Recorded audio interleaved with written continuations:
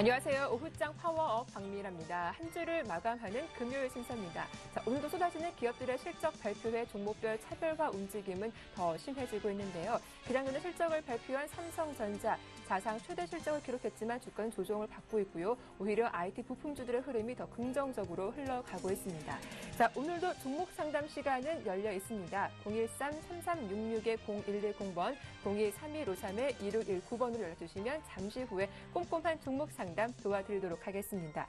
자, 현재 코스피 지수는 1914 위에서 움직이고 있고 코스닥 지수는 상승폭을 조금 더 키운 상태입니다. 양 시장 모두 외국인들의 매수세가 유입되고 있는데요. 오후장 파워업 하반기 유망 업종부터 살펴보고 돌아오겠습니다. 강동석 앵커와 함께합니다.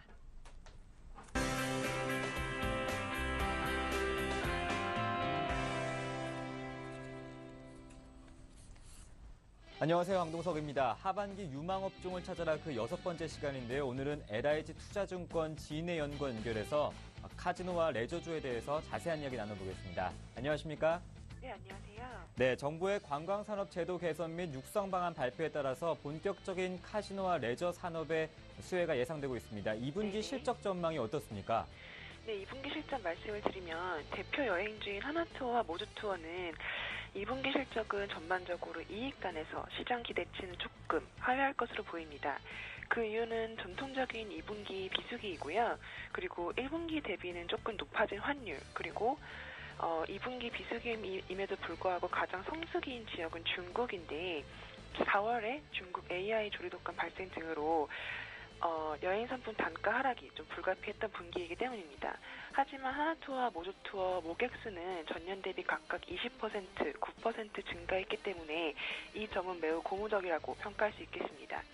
카지노주는 2분기 모두 컨센서스, 즉 시장 기대치를 하회하는 실적이 기대가 됩니다. 외국인 전용 카지노인 GKL과 파라다이스는 중국인 입국자가 지속적으로 증가함에 따라 모든 수혜를 흡수하고 있고요. 내국인 전용 카지노인 강원랜드는 6월 초부터 8년 8개월 만에 새로 증설한 영업장을 오픈하면서 일부 실적이 반영이 되었고, 그래서 좀 하반기부터 좋은 실적을 보일 것으로 전망하고 있습니다. 네, 중국 관광객 수가 증가할 뿐만 아니라 우리나라도 본격적인 여름철 성수기가 진입하고 있습니다. 하반기 카지노 레저주 상승 모멘텀 재료 어디서 찾을 수 있을까요? 네, 여행은 3분기까지 점진적인 주가 우상향을 전망하고 있는데요. 아시다시피 3분기는 좀 방학도 많고 최대 성수기에 속합니다. 최대 성수기인데 여기서 좀 체크할 점은 여행 산업에 있어 가장 중요한 항공권 공급이 좀 맞느냐, 항공권 공급이 증가하고 있느냐인데요. 최근 항공권 공급은 굉장히 많이 증가하는 추세입니다. 저가 항공사인 LCC가 급증을 하고 있는 모습이고요.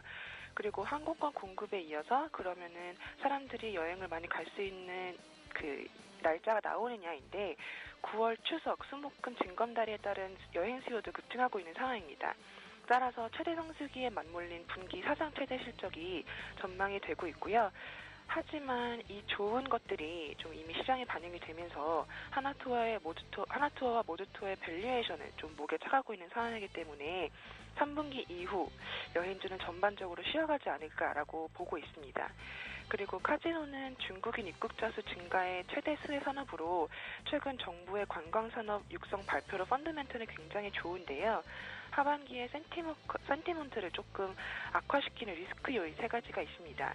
이 3가지는 일본 카지노 합법화, 그리고 카지노 매출액의 4%를 부과하는 개별 소비세, 그리고 또 다른 카지노 매출액의 10%를 부과하는 레저세로 요약해드릴 수 있겠습니다.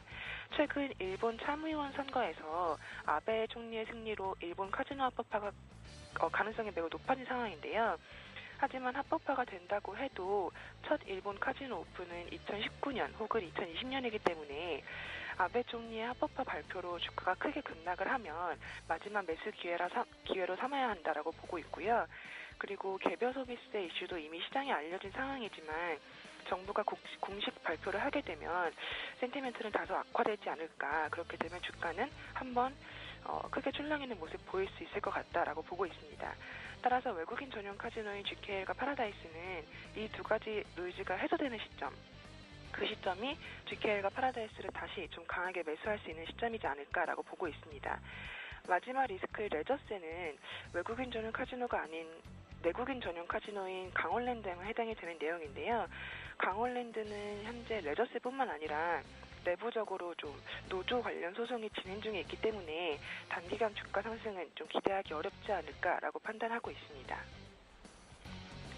네, 일본발 악재뿐만 아니라 이제 개별 소비세, 레저세 등이 있는데 진해 연구원님, 그 여행과 또 카지노주를 투자할 때 어떤 점에 가장 유념해야 될까요?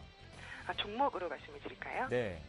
네, 여행주는 3분기까지는 최대 성수기, 최대 실적이 전망되기 때문에 아웃바운드 1위 업체인 하나투어가 좋다라고 말씀을 드릴 수 있겠고 3분기 이후에는 좀 본격적으로 밸류에이션 갭을 메꾸는 시기가 올 거고 그리고 인바운드 인센티브로 좀 매력적인 모드 투어로 갈아타자라는 전략을 추천드리고 있고요.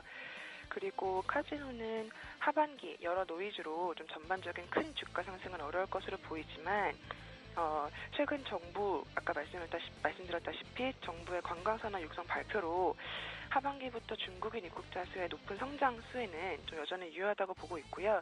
그 중에서는 카지노 산업 리스크에 가장 잘 방어하고 있고 중국인 VIP 증가를 기반으로 안정적인 성장을 도모하는 파라다이스를 최선호주로 추천해 드립니다.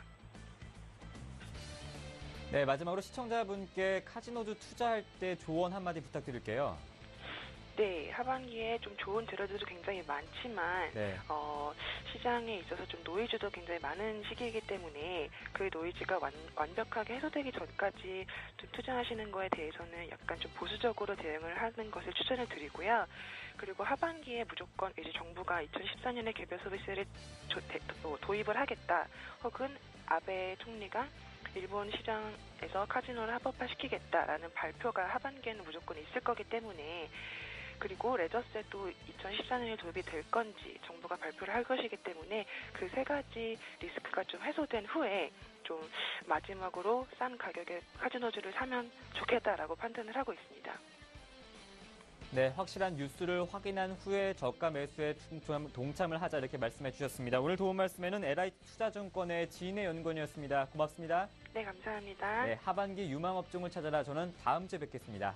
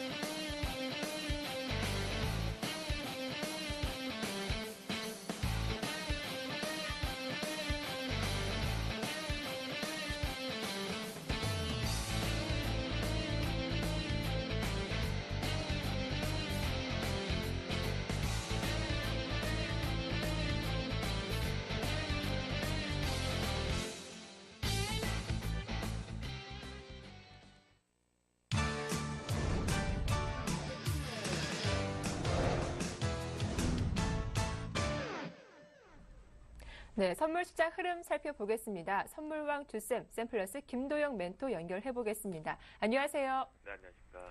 예, 어제도 고점 매도 전략 역시 적중했던 하루가 아니었을까 싶습니다. 자, 오늘도 오후장 갈수록 외국인의 선현물 매수 규모가 더 커지고 있는 모습인데 상승 배팅이 이어지고 있죠. 현재 흐름 어떻습니까?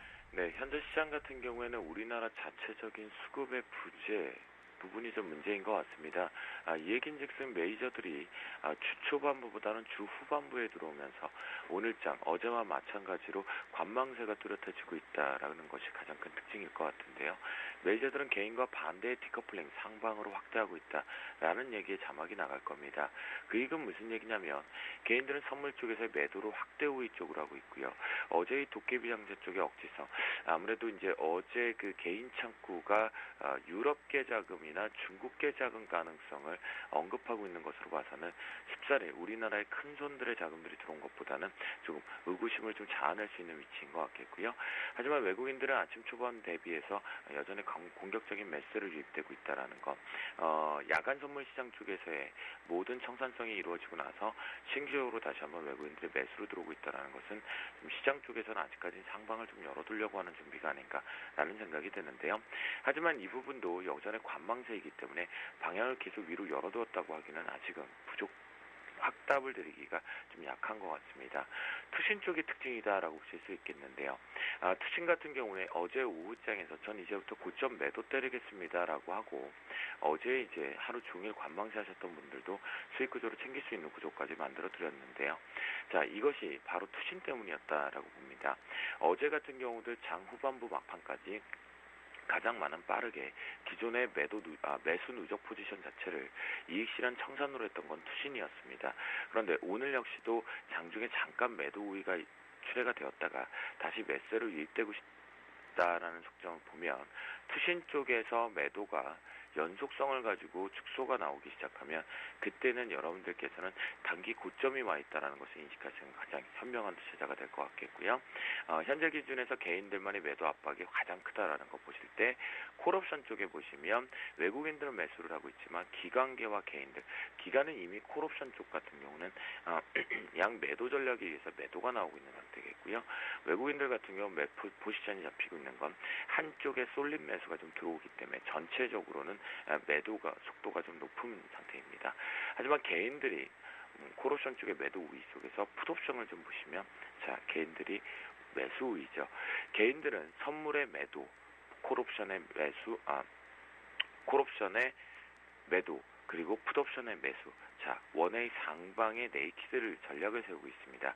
그에 반해서 외국인과 기관계 쪽에 급할 이유 없이 관망세를 일관하고 있다는 것이 가장 특징적으로 보실 수가 있겠고요.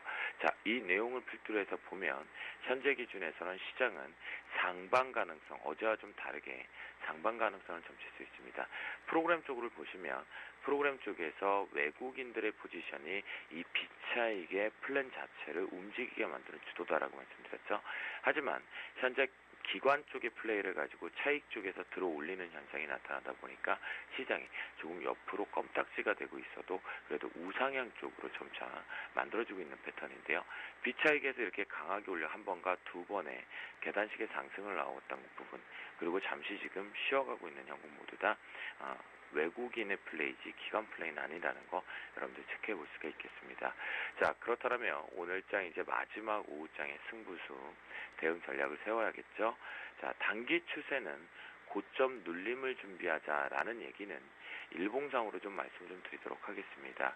일봉상에서 보시면 현재 기준 쪽에서 이미 최저점 부근의 231대에서 현재 250까지를 놓고 본다면 무려 19p 포인트 정도죠. 20포인트 가까이 강한 급등세가 나왔습니다. 일자수로 거려도 한 달 기준 정도가 지금 거의 다 올라와 있는 상태인데요. 현재 고점의 꼭지를 논하지 말자라고 하지만 단기적인 부분에서는 살펴봐야 될 것 같습니다. 자, 요렇게 하나를 그어보고 여기서부터 요렇게 하나를 그어보고 그 다음에 이 중요한 요 자리를 좀 놓고 봐야 될 것 같은데요. 어느새 얘기하는 사이에 고점을 논하지 말자라고 했을 때 250까지 올랐습니다. 이 부분에서 진바닥 하나를 체크해야 됐지만 외국인들의 포지션에 의해서 위쪽으로 상방으로 열었고 투신 쪽이 자금이 있는 상태에서 자금력으로 위로 당겼기 때문에 현재 기준은 조금 피로감이 없지 않아 있다라고 보실 수가 있겠고요. 어제 투신이 그쪽에 하나의 신호탄을 보여줬기 때문에 단기적인 부분을 놓고 본다라면 이제 오늘 부분에 끝나고 나서 다음 주초 부분에서 쉬어갈 수 있는 눌림이 하나가 나올 필요가 있습니다. 그 이유는 자, 시간이 할애가 된다고 한다면 여러분들께서 각도라는 것을 가지고 대응을 하실 수가 있는데요. 차트는 철저하게 기술적 분석을 갖고 대응을 하죠. 그래서 각도론을 대입을 시켜서 보게 되면 다음 주 정도에서는 좀 쉬어갈 준비를 한다라는 흐름이 포착이 되고 있으니까요. 이것을 여러분들 보실 수가 있겠습니다. 현재 나란히 구조에서 이제는 좀 쉬어갈 수밖에 없는 그 이유가 명분이 좀 있기 때문에 요거는 제가 아마 월요일날 샘플러스에서 제가 공개 방송이 특집성으로 하나가 잡힌 걸로 알고 있습니다. 그날 언급을 좀 드리도록 하겠습니다. 오전 내내 그다음에 오후 내내 장중에 공개 방송으로 진행되니까 그때 말씀을 좀 드리겠고요. 현재 시간 관계상. 그래서 단기 추세는 고점 눌림을 준비하자라는 것은 이제 오늘부터 시작되는 다음 주 초까지의 조정을 좀 봐야 될 것 같습니다. 자, 그리고 분봉 쪽으로 다시 한번 넘어가 보도록 하겠는데요. 10분 봉으로 넘어오면 외국인과 투신의 매수 전환은 확대 눌림 우리 보자라고 말씀을 드렸죠. 자, 그 부분은 무슨 얘기냐면요. 외국인들이 선물 쪽에 매수를 확대 유지를 하고 있는 상태에서 투신이 매수를 확대하고 있죠. 자, 양쪽 박자를 붙이자라는 겁니다.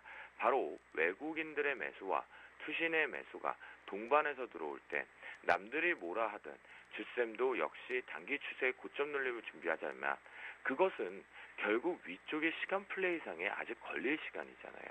오늘 오후장의 마지막 승부 쓸 때 외국인과 투신이 나에게 매수라고 사랑을 표현한다라면 위쪽으로 땡기고 올라가자라는 뜻이다 라고 받아들이면 된다라는 뜻을 말씀드리는 거고요. 그래서 마지막으로 금일자리 변곡점 말씀드리면 자, 전전일과 같은 증상이 좀 나왔습니다. 조금 보실 필요가 있는데요. 이 부분 좀 10분 봉으로 좀 놓고 보겠습니다. 이미 어제 기준에서 이 부분에서 막판부에 매도 시그널이 나왔고 오전까지 이어졌다고 말씀을 드렸죠. 어제도 매도 시그널이 나왔고 오늘 유지를 시켰습니다. 그렇잖아요. 자, 이 얘기는 무슨 얘기냐면 특히나 어제 같은 경우는 투신의 플레이에 의해서 쏟아져 내렸다라는 뜻입니다. 그리고 나서 현재 이 부분을 확대해서 보면 추세를 거스르지 않고 유지를 시켜준 다음에 현재 기준에서 여기에 트레이딩을 들을 때 이 부분에서는 누가 작업을 했느냐? 투신이 살짝 건드려줬고 외국인이 응수해서 올라왔을 때 개인들이 어제 했던 이 A자를 오늘 또다시 역 A자, V자를 이용을 해서 매도 압박을 확대를 시켰습니다. 그리고 나서 어김없이 시장은 양쪽에서 찌그리 나왔던 모습이 연속성을 만들어내고 있죠. 그러면 여러분들께서 단순하게 학습 효과를 생각해 본다면 어제 내렸으니 내려오겠죠. 삼성전자 역발상 생각하자라고 했습니다. 그래서 현재 기준에서 봤을 땐 수급가 놓고 봤을 때도 우상향이 열려줄 수 있다는 것을 마지막으로 말씀드리고요. 어제와 다른 전략 사고보자라고 말씀드리면서요. 금일자리 변곡점 상단 상당히 위로 조금 체크해보면요. 드디어 250대를 언급을 드려야 될 것 같습니다. 250.40 정도로 설정을 한번 해보도록 하겠고요. 중간 밴드 248점 지금 현재 기준에서 25로 설정을 이렇게 해드리도록 하겠습니다. 그리고 248.25죠. 이 정도 되겠네요. 설정을 하고요. 하단 밴드 247.40으로 설정을 합니다. 자, 247.40 정도로 설정을 하는데 오늘 기가 막히게 지지력이 나오고 올려쳤던 자리라는 거 여러분이 체크해 볼 수가 있습니다. 마디 제 변곡 레인지 값은 1년치의 평균 값들을 가지고 데이터를 뽑아내는 그 핵심 자리거든요. 그 부분을 놓고 봤을 때 종가상 만약 이 부분 시작을 이탈하게 되거나 이 부분에서 끝나게 되면 다음 주 생각보다 빠르게 조정이 올라올 것이다라는 거 열어두시면 좋을 것 같겠습니다. 금요일 마무리되는 시점인데요. 한 주 동안 고생 많이 하셨고 내일은 그리고 다음 주는 다음 주에 태양이 떠오른다. 오늘 위축됐다고 또다시 그러지 마시고 마지막 오후장에서 한 땀 한 땀 모으시는 전략 세우시기 바라겠습니다. 네, 자 오늘 오후장도 외국인과 투신의 매수가 지속되는지 확인하자라는 말씀과 다음 주에는 한 번쯤 조정이 나올 수도 있겠다라는 전망까지 말씀 잘 들었습니다. 고맙습니다. 네, 감사합니다. 네, 이어서 파워 비법 함께 하겠습니다.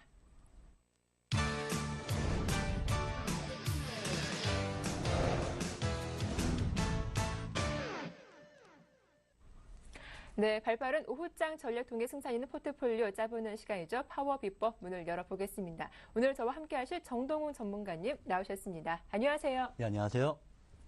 예, 어닝 시즌이 피크인 만큼 실적 발표 좀 정신이 없습니다. 역시 오늘 예상대로 삼성전자가 개장 전에 사상 최대 실적을 기록했는데 주가는 좀 조정 장세가 이어지고 있습니다. 삼성전자부터 한번 점검을 받아봐야겠죠. 왜 조정을 받는지 저는 아직까지 좀 이해가 가진 않습니다. 네. 이미 예전에 잠정 실적 발표를 통해서 이미 어닝 쇼크라는 거를 드러냈었고 오늘 그냥 네. 그거에 부합하는 이제 실적 확정치를 냈는데 네.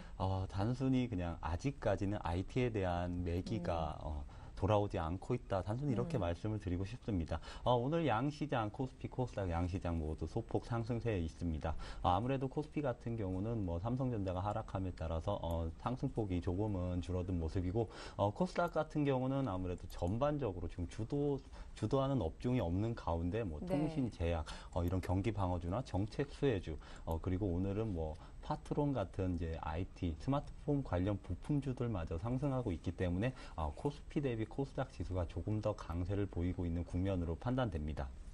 네. 자, 이어서 오늘 오전장 특징주를 정리해 볼 텐데, 역시 오늘 화학주가 흐름이 좋습니다. 외국인들의 러브콜도 받고 있는 상태이고요. 또 한 가지 NHN도 이 페이스북 효과를 받으면서 주가가 7% 이상 급등세가 나오고 있는데, 오늘 오전장 특징주 어떤 종목들 꼽아볼 수 있을까요? 우선적으로 가져온 건 이제 포스코 ICT입니다. 네. 포스코 ICT는 사실상 오늘장의 특징주라고 말씀드리긴 어렵고, 네. 최근 장세의 특징주다 이렇게 말씀을 드리고 싶은데, 포스코 ICT는 3박자를 두루 갖춘 최근에 가장 핫한 업종이 종목이 아닌가 이렇게 판단을 네. 하고 있습니다. 오늘 실적도 좋았네요. 예, 그렇습니다. 모멘텀, 수급, 그리고 실적마저 세 가지를 모두 갖췄다 이렇게 말씀을 드리고 싶은데, 포스코 ICT 같은 경우는 이제 본업 같은 경우는 IT 인프라 구축이다 뭐 이런 식으로 나오는데, 네. 예전에 이제 포스 데이터라는 기업이었습니다. 근데 포스코로 인수를 당하면서 지금 포스코 ICT로 이제 사명을 변경한 걸로 알고 있는데, 포스코 ICT 같은 경우는 뭐 얼마 전까지 화두가 됐던 경제 민주화의 수혜주라고 이렇게 엮였었습니다. 네. 그런데 자회사 포스코 LED를 통해서 또 LED 산업에 진출을 해 있고, 네. 또 한 가지가 ESS, 뭐 스마트 그리드, 에너지 저장 장치를 말하는데 스마트 그리드 사업에도 진출하고 있습니다. 최근에 가장 핫한 업종 테마 중에 하나가 전기차 그리고 스마트 그리드였습니다. 그리고 LED 시장도 이제 국내에서 정책을 본격적으로 발표하면서 LED 기업의 주가도 굉장히 저기 오름세를 보였는데, 여기에 경제 민주화까지 최근 같은 모멘텀 장세에서 이런 세 가지 모멘텀을 다 갖춘 기업을 좀 찾기는 힘든데 그 중에 네. 하나가 포스코 ICT가 아닌가 이렇게 판단됩니다. 두 번째는 이제 수급을 줄 수 있습니다. 지금 포스코 ICT 지금 차트를 잠깐 보시면 지금 기관 수급이 굉장히 좋은 것으로 나오고 있습니다. 뭐 금융, 투자, 보험, 투신까지 그리고 연기금까지 해서 기관들의 수급이 지금 굉장히 밑바탕이 되고 있기 때문에 포스코 ICT가 최근 같은 모멘텀 장세에서는 실적보다는 모멘텀, 그러니까 이슈에 의해서 가는 장세인데 아무래도 뭐 기관의 수급이 이거에 따라서 많이 몰리는 것으로 판단됩니다. 그런데 마지막까지 제가 항상 중요하게 말씀드리는 실적마저 좋습니다. 포스코 ICT 같은 경우는 2분기 영업이익이 굉장히 어닝 서프라이즈로 나왔는데 하반기까지 지속적으로 이어질 것으로 보이고 있습니다. 지금 포스코 ICT의 차트를 잠깐 보시면 지금 7,000원대 중후반부터 지금 9,600원까지 상승한 상태입니다. 네. 그렇지만 아직까지 추세가 한 번도 꺾인 적이 없다고 저는 이렇게 말씀을 드리고 싶습니다. 거기에 수급과 모멘텀까지 모두 겸비한 종목이기 때문에 아무래도 지금 횡보한 이후에 다시 한번 2차, 3차까지 상승이 가능한 종목이다 이렇게 말씀드리면서 최근에 가장 주목해야 될 기업은 포스코 ICT가 아닌가 이렇게 말씀드리고 싶습니다. 그리고 이제 조금 전에 뭐 앵커님이 말씀하셨던 뭐 NHN 같은 네. 경우도 아무래도 이제 인적 분할 이슈가 있는데 그쵸. 오늘은 또 이제 아무래도 페이스북에서 좋은 페이스북 어닝 실적에 따라서 오늘 NHN이 많이 상승을 거두고 있는데 뭐 여담이지만 웃긴 얘기로 뭐 페이스북 실적 추정을 잘못한 월가의 애널리스트는 네. 반성문을 쓰고 있다 막 이런 말까지 막 들리고 있는데 네. NHN은 인적 분할을 하면서 아무래도 이제 규제에 대한 리스크가 좀 완화될 것으로 보입니다. 그런데 네. 이런 규제에 대한 리스크가 완화되는 건 이제 NHN 본업이고 분할하는 뭐 NHN 엔터 같은 경우는 아무래도 규제 웹보드 이제 사행성 규제에 좀 엮일 것으로 보이는데 그렇지만 분할한 다음에 이런 리스크로 인해서 주가가 하락한다면 아무래도 라인의 가입자가 굉장히 많이 증가하고 있습니다. 뭐 2억 명까지 증가했다 뭐 이렇게 나오고 있는데 네. 뭐 2013년, 14년이 되면은 2015년까지 되면 5억 명까지 증가할 것이다 이렇게 전망치가 네. 나오고 있습니다. 라인의 가입자가 이렇게 증가하고 있는데 NHN의 실적은 아직까지 가시화가 되고 있지 않습니다. 그러니까 라인 효과를 아직까지는 받고 있지 못하는데 아무래도 내후년이 된다면 라인의 효과로 인해서 NHN 이제 NHN과 그리고 분할하는 NHN 엔터까지 모두 라인 효과로 실적이 굉장히 뛰어날 것으로 전망되기 때문에 만약에 NHN을 좋게 보시는 분들은 분할 인적 분할 이후에 그때 한번 접근하는 게 옳지 않나 이렇게 보고 있습니다. 네, 이렇게 포스코 ICT와 NHN에 대해서는 자세한 전략까지 말씀 들어봤습니다. 자, 이어서 오후장 전략을 세워보도록 할 텐데 요즘도 뭐 종목별 차별화 장세가 심각하게 좀 진행이 되고 있습니다. 오늘 같은 경우는 이 전기전자, 대형 IT주, 외국인과 기관의 양 매도까지 나오고 있는 상황인데 IT주 보유하신 분들은 어떻게 전략 세워보는 게 좋을지 오후장 전략 공통적으로 함께 말씀을 해주시죠. 제가 앞서 말씀드렸듯이 이제 순환매 장세입니다. 아무래도 우리나라 시장을 근 2년 가까이 이끌었던 IT주가 몰락을 하면서 이제 바닥권 종목들이 굉장히 튀어오르는 그런 장세가 됐습니다. 그런데 바닥권 종목 중에 특히 중국과 유럽 경기 민감주들이 굉장히 상승세를 펼치고 있는데 뭐 건설, 기계, 뭐 그리고 화학까지 굉장히 상승세를 펼치고 있습니다. 그런데 이러한 순환매 장세는 조금 더 지속될 수 있다 이렇게 말씀을 드리고 싶은데 오늘 뭐 삼성전자나 뭐 전일자 SK 하이닉스 같은 경우는 뭐 1조 1,000억의 사상 최대 영업이익을 발표했음에도 불구하고 오히려 막 하락을 했습니다. 그만큼 IT에 대한 투자자들의 뷰가 아직까지는 개선되지 않고 있는 것으로 보입니다. 그렇지만 올해 초에 있었던 뭐 자동차 우려감이 대두된 다음에 자동차주가 뭐 끊임없이 하락하는 줄 알았는데 수개월이 지난 지금에서는 다시 자동차주가 밸류에이션 매력도가 굉장히 뛰어나다 이런 부분에 의해서 지난번에 지수가 막 하락할 때도 견고하게 이제 버텨줬던 게 이제 자동차주를 감안한다면 언젠가는 IT에 대한 뷰가 이제 바뀔 것으로 전망되고 있습니다. 그렇지만은 뭐 이번 달이나 다음 달 뭐 이렇게 단기에 뭐 뷰가 바뀔 거라고는 이제 판단을 하지 않고 있지만 최소한 올해 연말이 된다면 IT에 대한 뷰가 지금보다는 조금은 괜찮을 것으로 판단됩니다. 그때 되면 삼성전자를 비롯한 실적이 뛰어난 관련 부품주들이 동반 상승이 가능하지 않을까 이렇게 말씀드리고 싶은데 그렇기 때문에 뭐 다음 달까지는 순환매 장세에 따라서 순환매 장세라고 하면 실적보다는 수급을 굉장히 중요하게 봐야 됩니다. 그렇기 때문에 외국인과 기관의 수급이 직접적으로 들어오는 그런 모멘텀이 있는 종목으로 트레이딩을 다음 달까지는 지속해야 되지 않나 이렇게 말씀드리고 싶습니다. 네, 이렇게 순환매 장세에 대응하기 위해서는 실적보다 수급에 조금 더 민감하게 반응하는 게 좋겠다라는 말씀까지 해주셨는데 자, 그래서일까요? 오늘의 추천 종목 루멘스를 들고 오셨어요. 루멘스 어떤 이유가 있을까요? 루멘스는 아무래도 이제 조금은 제가 실적보다는 모멘텀에 맞춘 기업이다 이렇게 말씀을 드리고 싶습니다. 저 혼자 이거는 독고다이로 나갈 수는 없을 것으로 이렇게 보입니다. 내가 좀 방송에는 좀 어울리지 않는 표현을 쓴 것 같은데, 루멘스는 아무래도 그렇지만 모멘텀도 되고 실적도 어느 정도 이제 뒷받침되는 종목이다 이렇게 판단하면서 가지고 왔는데, 루멘스에 대해서 이제 간단하게 설명을 드리면 LED 소자와 모듈 생산 업체라고 이렇게 말씀드리고 싶습니다.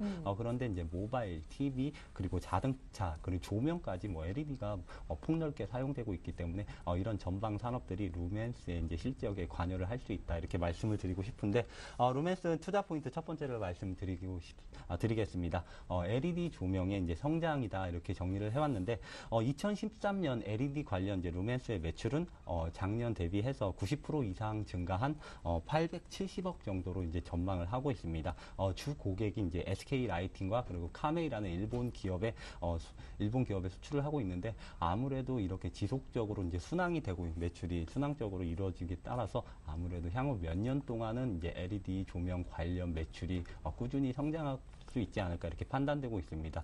그에 따라서 전 세계적으로 우리나라를 포함해서 LED 조명 육성 정책을 펼치고 있기 때문에 루멘스는 뛰어난 모멘텀을 지속 가질 수 있다 이런 종목으로 판단하고 있습니다. 두 번째는 이제 모멘텀 순환매 장세다 이렇게 정리를 해왔는데 앞서 말씀드렸듯이 이제 IT가 몰락하면서 최근에는 이제 바닥권 아니면 모멘텀이 있는 종목으로 이렇게 투자자들의 매기가 쏠리고 있습니다. 그런데 아무래도 이제 글로벌적인 LED 육성 정책에 따라서 루멘스는 올해, 내년, 내후년까지도 계속적으로 모멘텀을 지속적으로 받을 것으로 전망이 되고 있습니다. 그렇기 때문에 모멘텀은 급등하는 시나리오는 좀 무리겠지만 그렇지만 천천히 우상향하면서 꾸준히 장기적으로 가져갈 수 있는 종목이다 이렇게 말씀드리겠습니다. 세 번째 이제 정리해 온 게 이제 동종 업계 내 이제 저평가 종목이다 이렇게 말씀드리겠습니다. 루멘스의 2013년 예상 PER은 13배에서 14배 수준입니다. 그런데 이제 같은 LED 조명에 포함된 이제 기업이 이제 서울반도체와 우리조명지주 등이 있는데 네. 각각의 PER이 뭐 올해 예상 뭐 30배, 50배 수준입니다. 지금 뭐 너무나 과도한 고평가를 받고 있는데 그나마 네. 루벤스가 13배, 15배로 적정 밸류에이션을 받고 있다. 만약에 동종업계까지 뛰어오르려면 진짜 루멘스는 지금 말도 안 되게 2만 원, 3만 원 네. 가 있어야 되겠죠. 그렇기 때문에 루멘스가 실적에 대비해서 다른 기업보다 저평가되기 때문에 안정적으로 투자가 가능할 것으로 전망되고 있습니다. 투자 전략을 이제 차트를 보면서 잠깐 설명해 드리겠습니다. 루멘스가 지난번에 한번 거의 하한가까지 가는 급락을 맞았습니다. BW인가 제가 유상증자가 자세히 기억은 안 나는데 아마 BW로 알고 있는데 BW 발행 그 이슈로 인해서 하한가를 갔다가 루멘스에서 아니다라고 발표를 하면서 다시 주가를 회복한 모습인데 루멘스는 단기적으로 9,600원에서는 아무래도 이제 매수가 가능할 것으로 전망이 되고 있습니다. 그리고 1차 목표가는 11,000원으로 잡도록 하고 손절가는 8,800원으로 잡도록 했는데 아무래도 1차 목표가는 단기에 조기 달성이 가능할 것으로 전망이 되고 있습니다. 아무래도 이제 장마철이 뭐 일요일부터 다시 비가 온다 뭐 이런 말들이 나오고 있는데 장마철이 끝나면 굉장한 무더위가 찾아오게 돼 있습니다. 네. 무더위가 찾아오면 다시 한번 전력난에 대한 매스컴에서 방송이 쏟아져 나오고 그렇게 되면 스마트 그리드나 스마트 전력 계측기 그리고 LED 조명이 이제 부각이 될 가능성이 있습니다. 그렇기 때문에 루멘스는 장마철이 끝난 다음에 11,000원까지는 단기로 조금 급등을 할 수 있는 시나리오가 있기 때문에 1차적으로 11,000원까지 목표가를 잡도록 하겠습니다. 네, 이렇게 루멘스에 대한 자세한 대응 전략 말씀 들어봤습니다. 자, 이어서 정동훈 전문가님의 지난주 포트폴리오 현황 화면을 통해 만나보겠습니다. 예, 총 5개 종목이 담겨있는 상태이죠. 현금 비중이 73%이고요. 캠트로닉스가 10%, TPC와 삼성전자, ISC가 5%, 세종이 2% 비중을 차지하고 있습니다. 수익률도 확인해 보겠습니다. 캠트로닉스가 9.5% 높은 수익률 보여주고 있고 세종 같은 경우 30% 가까운 수익률을 이어가고 있습니다. 삼성전자가 플러스로 전환됐죠. 0.4% 플러스권이고 ISC가 5% 수익을 내고 있습니다. 예, 가장 최근에 편입된 종목이 TPC였는데 매수가 도달하지 못했다라는 점이 있었습니다. TPC 어떻게 좀 대응해 볼까요? TPC 같은 경우는 네. 뭐 안정적으로 가치 투자가 가능한 종목이다 이렇게 말씀을 드리고 싶은데 네. 그런데 매수가 도달이 하지 않아서 지금 편입에 실패한 모습입니다. 흐름이 참 좋았더라고요. 그렇습니다. TPC 네. 같은 경우는 제가 매수가를 조금 많이 낮춰 잡았던 이유가 아무래도 단기간에 너무 급등한 패턴 양상을 보였기 때문에 뭐 100%가 넘는 상승을 보였던 종목입니다. 네. 그렇기 때문에 TPC의 단가를 조금 낮춰서 잡았는데 조금 그게 실수였는지 모르겠지만 매수가가 편입이 되지 예. 않았습니다. 만약에 다시 한번 이제 시간이 지난 후에 TPC가 가격적 메리트가 있는 가격이 오면은 그때 다시 한번 편입 시도를 하는 거로 편입 시도로 네. 하는 걸로 이제 정하겠습니다. 그럼 적정 매수가는 한 3,300원대가 될까요? 어떻게 보시나요? 아무래도 3,200원까지 오지 않았기 때문에 3,200원까지요? 오지 않았기 때문에 매수가를 조금 더 높여서 3,300원이나 3,400원 부근까지는 올려야 되지 않나 이렇게 보고 있습니다. 네, 이렇게 관심 있으신 분들은 TPC 매수가 잘 기억을 해두시면 좋겠습니다. 자, 이어서 삼성전자도 아무래도 AS를 받아봐야겠죠. 삼성전자 0.4% 플러스 구간했는데 어떻게 보시나요? 삼성전자 이제 외국인들이 나흘인가 5일 동안 지금 연속 순매수를 네. 보여주고 있는 상태입니다. 하지만 아직까지 130만 원 부근에서 크게 벗어나지 못하고 있는데 아무래도 이제 IT에 대한 뷰가 바뀌려면 시간이 조금 더 필요한 것으로 보이고 있습니다. 삼성전자 3분기 실적이 굉장히 중요할 것으로 판단되는데 지금 갤럭시 S 뭐 시리즈 중저가 시리즈들이 굉장히 많이 나오고 있습니다. 한마디로 중저가 스마트폰 시장에서 삼성전자가 다시 한번 1위를 탈환하기 위해서 지금 공략을 많이 하고 있는데 그렇지만 뭐 경쟁사인 애플이나 뭐 우리나라는 뭐 LG전자 등이 있는데 LG전자는 거의 전무하다고 저는 이렇게 표현을 하고 싶고 애플도 뭐 중저가 스마트폰 시장에 나서고 있지만 아무래도 수직 계열화가 제일 잘 돼 있는 삼성전자가 중저가 스마트폰 시장에서도 두각을 나타내지 않을까 이렇게 판단을 하고 있습니다. 그렇기 때문에 3분기 실적은 조금은 더 양호하지 않을까 이렇게 판단되면서 3분기 실적 발표 이후에는 아무래도 IT에 대한 매기가 전반적으로 지금보다는 흐름이 양호할 것이다 이렇게 전망되면서 하반기까지는 삼성전자를 목표가까지 끌고 가도록 하겠습니다. 네, 좀 시간 관계상 한 종목만 더 AS를 받아보겠습니다. 수익률이 가장 높은 세중 이 종목인데요. 참 지난 한 주간 흐름을 보니까 좀 박스권에 갇혀있는 그런 느낌도 듭니다. 수익률 더 크게 나오지가 않은 것 같은데요. 어떻게 할까요, 세중? 오히려 저는 이렇게 횡보하는 네. 지금 그림이 오히려 낫다 이렇게 말씀드리고 싶은데 저번에 급등을 했을 때 아무래도 3D 프린터 테마에 의해서 좀 급등한 면이 있습니다. 네. 그런데 그때 3D 프린터 대장주가 이제 MTK라는 종목이 있었는데 MTK는 상승에 다시 상승폭을 반납받고 있는 상태입니다.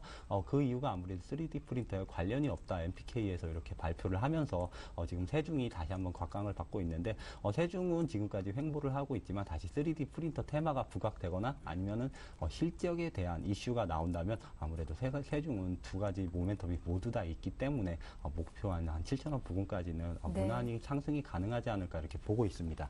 네, 일단 세중 보유하신 분들 목표가 7,000원까지 무난하게 끌고 가보자라고 하시니까요. 잘 참고하시면 좋겠습니다. 자, 파워비법 지금까지 정동훈 전문가님과 함께했습니다. 도움 말씀 고맙습니다. 네, 감사합니다. 네, 이어서 증식기 힐링 레슨 함께하겠습니다.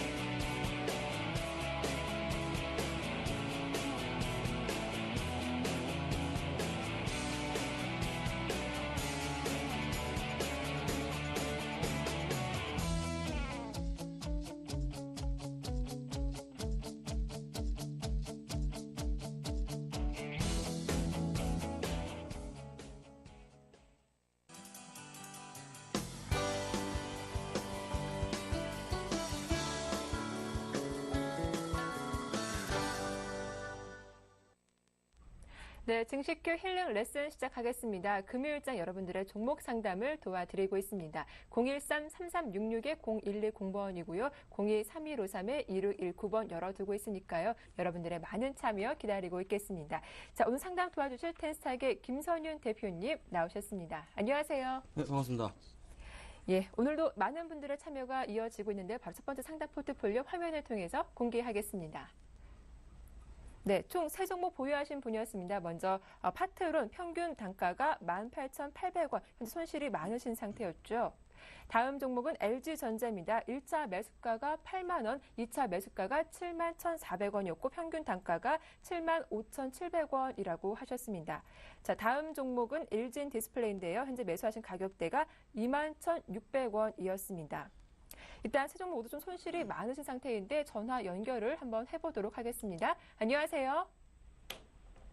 네, 여보세요? 예, 안녕하세요. 네, 안녕하십니까? 네, 반갑습니다. 네. 좀 간략하게 본인 소개 부탁드릴게요. 예, 화성에 사는 이상우라고 합니다. 네, 반갑습니다, 시청자님. 제가 이 종목을 보니까요. 파트론과 LG전자, LG 디스플레이 맞으시죠? 예, 맞습니다. 예, 일단은 평균 단가가 좀 낮고 좀 손실이 많이 있으세요. 네. 네, 오늘 어떤 부분이 가장 고민되실까요?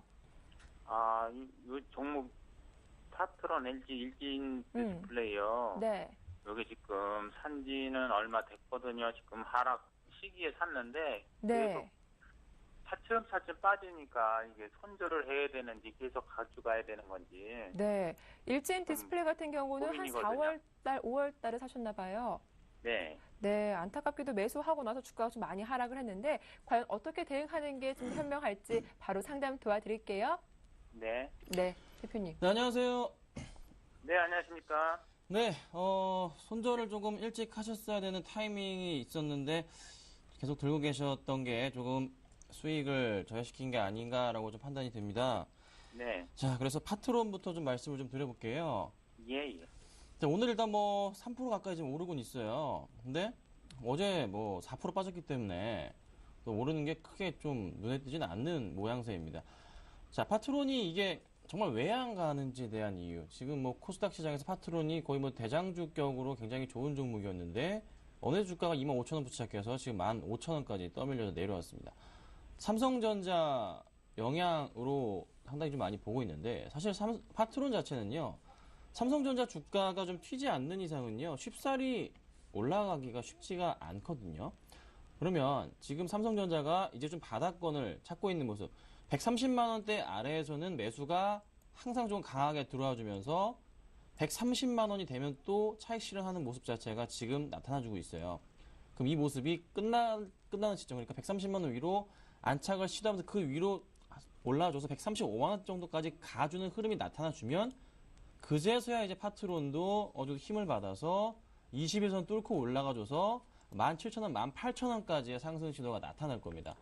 자, 근데 추급 상황을 살펴보자면 외인들이 굉장히 많은 물량을 던지는데 기관이 그나마 조금씩은 사고 있어요. 근데 이렇게 많은 외인들이 지금 빠져나가는 흐름이 좋지만은 않습니다. 자, 6월 달부터 살펴볼게요.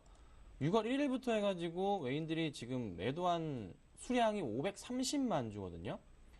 그냥 다 던졌다고 말씀드릴 수가 있어요. 그냥 예전에 많이 올랐던 부분에 있어서 작년 9월부터 해서 주가가 반등을 주면서 크게 올라가 줬는데 이때 꾸준하게 모았던 물량들을 굉장히 많이 정리를 하고 있는 모습이 나타나고 있어요. 그럼 작년 9월부터의 수급 상황을 살펴보자면요. 2012년 9월부터 얼마나 많은 외인들이 들고 있나. 자, 아직까지 외인들이 들고 있는 물량이 310만 주 정도가 아직 물량을 가지고 있습니다. 그러면 외인들은요. 이때도 정리했잖아요. 아직까지 수익권에 있는 물량들이 한 300만 주까지 아직 남아있는 거거든요. 이 물량이 얼마나 더 나올 건지가 저는 굉장히 중요한 관건이 아닌가 판단이 돼요. 기관들이 이렇게 지금 받아줘서는 안 됩니다. 정말로 외인들이 던지는 이 수량만큼의 정도, 최소한 10에서 15만 주 이상씩의 기관의 매수세가 보여야 되는데 아직 그런 모습이 안 보인단 말이에요. 그럼 당분간은 시간이 걸릴 겁니다. 어쩔 수가 없습니다. 삼성전자가 135만 원 올라가서 140만 원 이제 가느냐 안 가냐에 대한 논의가 나올 때까지는 참고 기다리셔야 돼요. 어쩔 수 없는 부분이고요. 좀 기다리십시오. 그래서 제가 1차적으로 말씀드리는 목표가는요. 21선 올라가는 17,000원을 잡아드리고요. 여기가 중요합니다. 17,000원 올라서서 18,000원까지 어느 정도 가주는데 분명히 갈 거예요. 가는데 여기서부터 기간의 수급 자체가 많이 도와주면서 횡보하는 기간, 그러니까 횡보를 조금 17,000원, 18,000원 그 사이 구간에서 횡보를 해주는 모습이 나오잖아요. 그때 좀 더 추가 매수를 하십시오. 지금은 안 되고요. 좀 기다리셔야 돼요. 그 모습이 나타나줄 때, 그때 좀 추가 매수를 하실 때가 가장 상승 시도할 수 있는 안전한 구간이거든요. 그때 추가 매수를 하셔가지고 얼마까지 보시냐면요. 제가 목표가만 17,000원, 18,000원 잡았지만 좀 더 갈 수 있습니다. 그렇게 추가 매수 하셔서 만약에 좀 급등이 나온다면요. 2만원 정도까지 갈 수 있습니다.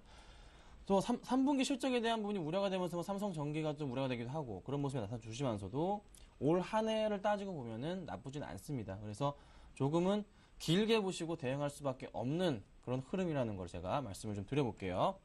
예. 자, 그리고 아이고, 죄송합니다. 자, LG전자. 저는 LG전자를 좀 굉장히 좋게 보고 있고요. 또 오히려 또 좋게 보고 있는 게 제가 LG를 또 되게 좋게 보고 있습니다. LG전자 좋고 LG디스플레이 좋고 LG그룹주들이 전반에 걸쳐서 굉장히 양호한 흐름이 나타나주고 있단 말이죠. 그럼 당연히 LG는 어떤 효과? 레버리지 효과를 받으면서 주가가 좀 갈 것 같아요. LG전자도 그 중심에 있고 역시나 좋습니다. 자, LG전자도 마찬가지 조금 수급 상황을 꾸준하게 기관들 굉장히 많은 물량을 지금 최근 들어서 매수가 다시 들어오고 있어요. 외인들 같이 매수하고 있는데 어제 장에서는 단기적인 조금 차익 실현 물량 자체가 보였던 건 사실입니다. 하지만 그래도 최근에 약간의 흐름의 변화가 잡히기 시작했거든요. 주가에 조금씩 상승폭이 나와주면서 저점 바닥 자체를 조금이나마 높이는 그 흐름이 7월부터 해서 코스피 전반에 걸쳐서 나와주면서 실적주 중심으로 한 모습들이 나와주고 있단 말이죠. LG전자도 그 중심에 있고 또 하나 3분기 실적이 또 기대가 굉장히 큰 종목 중에 하나입니다. 그래서 LG전자가 지금 매수가 자체가 8만원, 7만원 사셔가지고 한 평균 단가 75,000원 정도 되시는 것 같아요. 걱정하지 마시고 가져가십시오. 저는 LG전자 목표가를요, 저는 8만원 이상 갈 수 있다고 보고 있거든요. 충분하게 목표가 8만원까지 갈 수 있는 이유 중에 하나가, 자, 옵티머스 시리즈 새로운 것들 나옵니다. 근데 지금 새롭게 그 IT 종목들의 투자의 대안이 되고 있고, 또 지주사 종목 중에서 투자의 대안으로 지금 증권사들이 눈여겨보고 있는 게 바로 LG 그룹주들이에요. LG 종목들 시장을 장악하기 시작할 거고요. 천천히 올라가주면서 반등을 줄 겁니다. LG전자 그 중심에 있고요. 걱정 마시고 홀딩하시면 되고요. 여력이 되신다면요. LG전자나 뭐 LG 요 종목들은 조금 더 매수하셔도 괜찮다. 좀 이렇게 제가 이렇게 정리를 해드리도록 하겠습니다. 지금 현재까지 매수도 괜찮습니다. 네. 자, 그리고 일진 디스플레이. 이게 한 4월, 5월에 사셨다고 제가 아까 말씀해 주셨는데요. 예. 이거는 사자마자 그냥 너무 이제 흔들려 버리니까 조금 이제 고민이 심하실 것 같아요. 원래 버텨야 될 라인 자체가 그 2월 저점 바닥에 해당했던 부분이 19,000원, 18,000원 라인이었는데 그때 좀 잘 버티고 있었어요. 그래도 5월 달쯤에. 그래서 좀 어느 정도 지수가 좀 좋은 시점을 겹쳐지면서 갈 수 있지 않을까 생각을 좀 많이 했던 그런 종목이기도 한데요. 중요한 거는 6월 달에서 지수가 너무 흔들리다 보니까 같이 조금 동반 하락한 경향이 좀 굉장히 좀 강했던 흐름이죠. 수급적으로도 좀 굉장히 많이 좀 꼬여버리는 상황이고요. 조금 당분간의 흐름 자체는 이렇게 썩 좋지는 않을 것으로 좀 보여집니다. 기관들과 외인들이 지금 같이 조금 매도세가 좀 많이 잡히고 있기 때문에 상승보다는 오히려 하락폭 쪽으로 좀 더 움직일 가능성이 있겠지만서도 지금 현재 구간대 자체가 그래도 바닥권 라인을 다시 한번 확인할 수 있는 그런 구간대이기 때문에 제가 홀딩 의견은 드리지만 좀 손절가는 굉장히 좀 주의하셔야 될 것 같아요. 손절가에 좀 유의하시라 말씀을 좀 드려볼게요. 제가 손절가를 얼마 잡아드릴 거냐면요. 15,000원 짧게 잡아드릴 겁니다. 15,000원 라인을 잡아드린 이유가요. 지금 그 7월 초에 한번 빠졌던 주가를 올려놓으면서 상승폭 21선 위로 올려놨었던 모습 자체가 나왔던 구간인데 지켜주겠다는 의미로 해석이 됩니다. 그래서 다시 한번 15,000원 라인이 깨고 내려간다면요. 그때는 14,000원까지 밀릴 수가 있을 것 같아요. 수급상으로 전혀 도움이 안 되는 상황이고요. 오늘 역시나 잠정치를 살펴보자면 기관들이 지금 44,000주, 기관이 굉장히 많은 물량을 던져주고 있거든요. 투신권에서 물량이 나와줍니다. 연기금에서요. 그 물량도 고스란히 리스크로 기관이 얼마나 많이 던지면서 지금 제동을 걸지가 중요합니다. 자, 5월달부터 해서 기관들이 던졌던 물량들을 좀 체크를 해보자면요. 5월 1일부터 해가 살펴보면 기관들이 185만 주의 매도를 보였고 개인들만이. 그럼 이 정도 수준. 그러니까 평균 거래량 대비해서 지금 한 10배, 5월달부터 기관들이 10배 정도의 물량을 던졌는데 이 의미를 해석드리자면 어느 정도는 이제 기관들도 조금씩이나마 싸게 매수할 수 있는 가격대가 온 건 사실입니다. 하지만 확실하게 아직 주가의 흐름상으로 봤을 때는 패턴의 변화는 안 보이고요. 좀 더 기다리셔야 되고 모멘텀 자체도 너무나 지금 이 종목이 약하고 받지 못하고 있는 시점이란 거죠.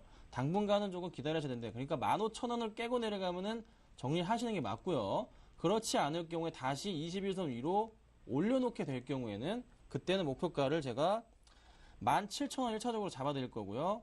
그리고 그 다음 라인 자체는 19,000원 라인. 그러니까 매수하신 가격대까지는 오기엔 조금 힘들 것 같아요.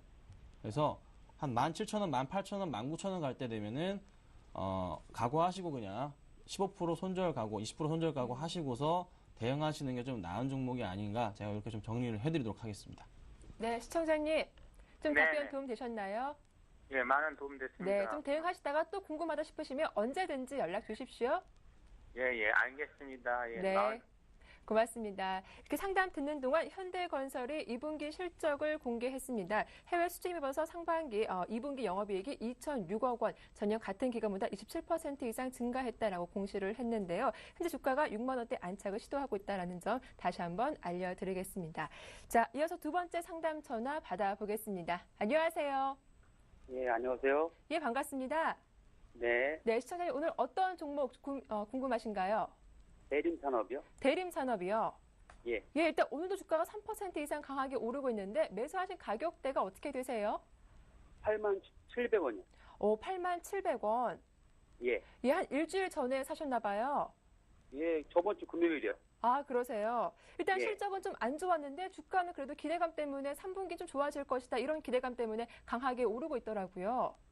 예, 뭐 실적 2분기에 뭐 안 좋다고 네. 뭐 예, 방송에서 많이 나오더라고요. 네. 근데 예. 일단은 주가가 많이 올라서 9만 원대까지 안착한 상황인데 언제쯤 팔아야 될지 고민이 되신 거죠? 예, 한 10만 원까지 갈 수 있을까 하고. 아, 그 점이요? 네. 예. 바로 여쭤봐 드리겠습니다. 네, 네. 대표님. 네, 안녕하세요. 예, 안녕하세요. 네, 매수 타이밍이 정말 기가 차십니다. 네. 정말 잘 사신 것 같고요. 또 주가도 좀 주인을 잘 만났는지 잘 움직여주고 있는 것 같습니다. 자, 대림산업이 현재 이제 하반기 수주 물량이 목표치를 거의 달성을 한 상태란 말이죠. 그러면은 주가의 흐름도 당연히 3분기 실적과 4분기 실적의 기대감 때문에 지금 움직여주고 있는 모습이에요. 수급적인 부분도 역시나 잘 아실 테지만 최근 들어서 이제 외인들과 기관들이 같이 동반 순매수를 해주면서 어느 정도의 주가를 다시 조금 끌어올리는, 안착시키려는 좀 더 이제 전 고점 정도까지의 상승 시도를 목전에 두고 있는 모습입니다. 그렇다면요, 대림산업이 이게 좀 더 갈 수 있을지에 대한 조금 말씀을 드려보자면요. 지금 이게 1분기 때 실적이 괜찮았기 때문에 주가가 95,000원 정도까지 올라섰고요. 그 당시에 나왔던 얘기 똑같이 수주 괜찮고 실적 기대된다 올해 얘기가 나왔었습니다. 그럼에도 불구하고 95,000원 라인 맞으면서 떨어지고 8만원까지 밀렸거든요. 똑같은 패턴이 나올 가능성이 한 절반 정도 되지 않을까 판단이 됩니다. 지금 95,000원대 라인 자체, 이 부분 자체가 네모 박스권 쳐드린 부분이 굉장히 지금 밑바닥에서 물려 계신 분들이 차익 실현 욕구가 강한 부분이기도 하고요. 지금 이때 또 물려 계신 분들이 차익 실현 욕구가 또 강한 부분이기도 해요. 그러면 9만 한 3,000원, 4,000원 정도까지는 올라갈 겁니다. 올라가는데 그때부터 얼마나 많은 물량을 외인이든 기관이든 파는 물량을 받아주면서 거래량이 이렇게 나오면 안 되고요. 9만 3, 4,000원 갔을 때 거래량 자체가 좀 터져줘야 돼요. 거래량 안 터지면 안 됩니다. 거래량 터져주면서 9만 3, 4,000원에 올라가는 모습, 그때 흐름이 나와준다면 가져가시고요. 그렇지 않을 경우에는 정리를 하시는 게 낫습니다. 그래서 9만 3, 4,000원까지 갈 겁니다. 가는데 거래량이 안 나오면은 정리. 그렇지 않을 경우에는 매도. 거래량 안 나오면 기관들이나 좀 외인들의 수급 상황도 보셔야 되는데 수급도 역시나 뒷받침이 안 될 확률이 높아요. 그래서 그 부분을 조금 체크하시고서 대응하시는 게 나을 것 같습니다. 만약에 지금부터 떨어지게 된다면요. 그때는요.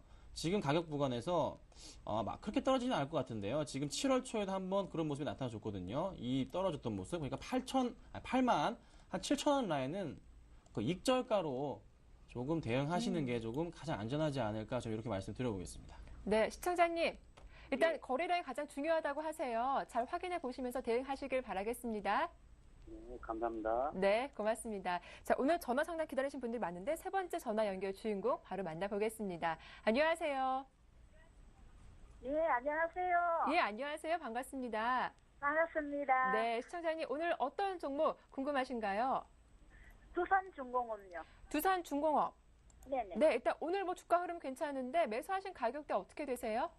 45,000원. 45,000원이요? 네네. 혹시 뭐 어제 매수하신 거세요?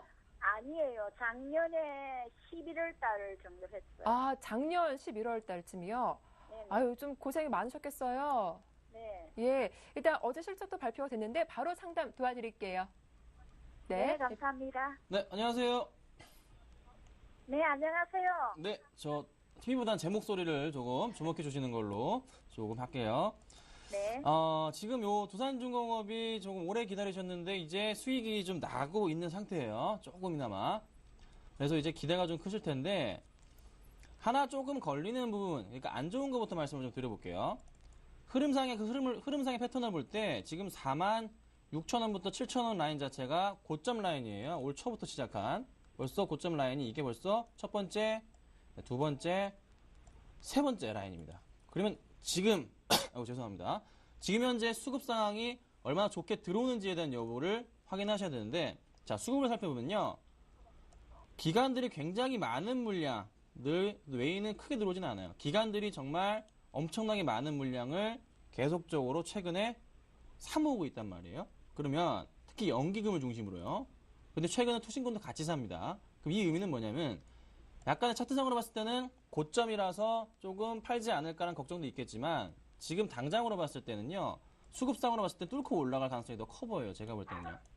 네, 좀 더 멀리 갈 것 같고요. 가져가시길 말씀을 드려보고 그럼 어디까지 갈 수 있냐면요.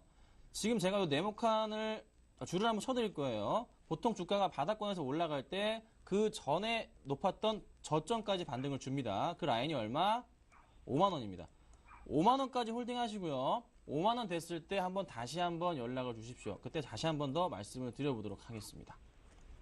네, 시청자님. 네, 감사합니다. 네, 좀 도움 되셨나요? 네네. 네, 언제든지 연락 주십시오. 네, 감사합니다. 예, 고맙습니다. 자, 빠르게 문자 상담 가보도록 하겠습니다. 오늘 유진 로봇이 들어왔습니다. 이번 매수하신 가격대가 3,210원이고요. 비중 10%. 좀 추가 매수해서 매수가를 낮출까요? 라고 물어봐 주셨어요. 유진 로봇은 어떻게 보세요? 네, 유진 로봇 지금 완전 시장에서 지금 벗어나고 있는 상태인데요. 네. 확실하게 조금 크게 도움은 안 됩니다. 자, 2분기 실적이 이제 좀 갈 때가 됐는데 좀 실적이 그렇게 좋지만은 않은 것 같아요. 바닥권 라인부터 움직여주고 있는데요. 8월 달부터 코스닥 기업도 실적 발표가 있긴 합니다. 근데 조금 어두운 게 사실입니다. 다음 주까지 한번 지켜보세요. 다음 주까지 지켜보는데 다음 주까지 보시는데 2,900원, 2,800원 위로 안착하는 흐름 안 나온다. 2,800원 안 되고요. 2,900원입니다. 최소. 다음 주에 2,900원까지 안 간다. 그러면요. 그땐 정리하셔야 됩니다. 꼭입니다. 다음 주 안으로 2,900원입니다. 그때까지 보시고서 대응하시고요. 그렇지 않을 경우에는 깔끔하게 손절치고 나오셔야 되지 않을까 이렇게 말씀드리겠습니다. 네, 상담 여기서 마치겠습니다. 오늘 못한 종목은 다음 주 이 시간 이어서 도와드리겠습니다. 김서희 대표님 오늘도 수고 많으셨습니다. 고맙습니다. 네, 감사합니다. 네, 오후장 파워업 여기서 마치겠습니다. 오늘 하루 잘 마무리하시고요. 즐거운 주말 보내십시오. 함께해 주셔서 고맙습니다.